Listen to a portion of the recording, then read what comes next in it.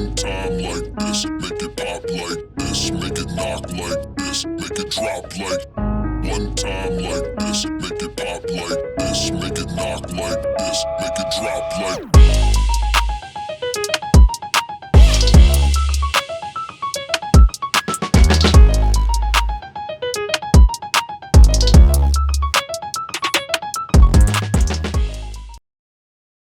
Hello. Ladies and gentlemen. Did I mention ladies? It's my pleasure to introduce myself. I go by the name of Ghost. I will be your tour guide through this story. This story was created for my future son. Unfortunately, as I got into it, it became a lot more than I bargained for. So sit back, relax, and enjoy. If you groan, roll you something up. And pour yourself a drink. If not, get a juice box, bitch. I don't give a fuck. This story is written as real people, and written in the format of an anime. So don't get sidetracked by the images. I'm just poor and can't afford real actors.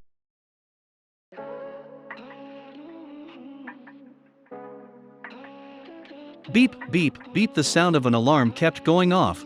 I reached over to it and threw it at the wall, still half asleep. My eyes opened up completely, waking me up from my dream of my mom and our last day together. My heart still felt the pain of losing her, but then my mind snapped back to the conversation with Airship. My thoughts raced around thinking about what I had heard, not sure if I could believe the information that was given to me. I looked around and noticed that Kaito wasn't there with me. I started to look around the room, and pictures of our family together were all over the room, sending all kinds of mixed emotions throughout my body. The room was decorated to fit me and my personality. Good morning, Master Katsuo. What will you be having for dinner? My stomach growled, anything will do. Dinner is prepared. Where is my brother? Master Kaito is safe sleeping in his room. When he wakes up, I'll have his food ready and waiting. I walked out of my room and looked to the left and right. This airship is huge. I looked at both ends and all I saw was a hallway full of grand bedrooms. Turn left and walk to the end of the hallway. The feeling of being lost came over me. The hallway was so long, and there were so many rooms that it all looked the same. I walked for a while until I hit the end of the hallway. The elevator opened up and I went to go eat. While I stood in the elevator waiting to make it to the eating hall, Airship spoke. When your brother wakes up and gets down here, we will continue our conversation from this morning. This time there will be no tricks, just us and the plan your mother and father set up for the two of you. Taking all of this in is hard, since a couple hours ago my life was completely different. Eventually Kaito woke up and got the same message to come down to eat. When Kaito got there, he was very quiet and ate only a little bit. Then he did something I'd never seen that sissy do. I stood up, slamming my fists on the table, and demanded Airship tell us how is it that she could know more about our parents than we did, and why they didn't let us know anything.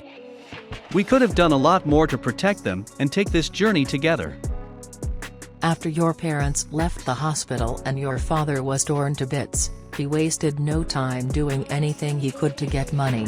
He locked you two and your mother away far from the townspeople's reach, until the day you two were old enough to fend for yourselves.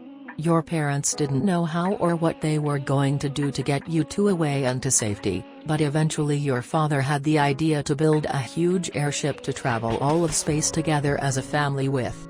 But because they were hated by the people of your planet, he knew it wouldn't be easy. He took over the military and ordered them to protect his kids and wife, and use them as personal guards that watched over you without being seen. Then he drained every bit of money he had to build this ship. Upon completion, your father ran into a man named Armand. He claimed to be able to see the future. He said that the order of the New World government was going to come because of what he was doing to other planets, and to take the two of you as prisoners. He also told your father that him and your mother would die protecting you. After that, with not one bit of regret or doubt, he revised the plan just for you two. Your father knew he would die and wanted his last gift to you to be this ship, that would protect you and hold you and your new family together.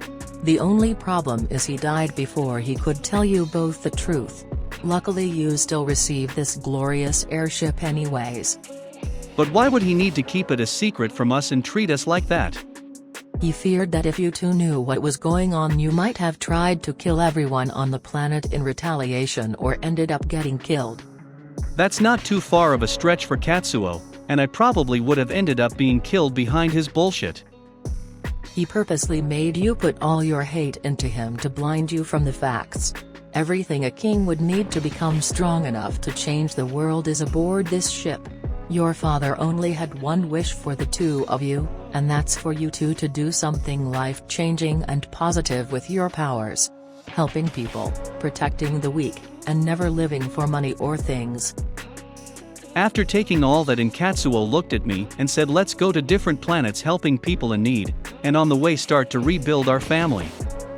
I looked at him, smiled and said, why not? There was just one thing you still haven't answered. How is it that you know all of this? Your parents' memories are inscribed in my data files. They couldn't bear the wounds of not letting you ever know what really happened, whatever the case may be. Well, Mom and Dad, we get the message, and we're ready to make both of you proud. This story is meant to do one thing, and one thing only. I won't give you answer now, but when you realize what it is, I hope it brings you the same peace of mind it brought me. There's no agenda or propaganda that comes with it.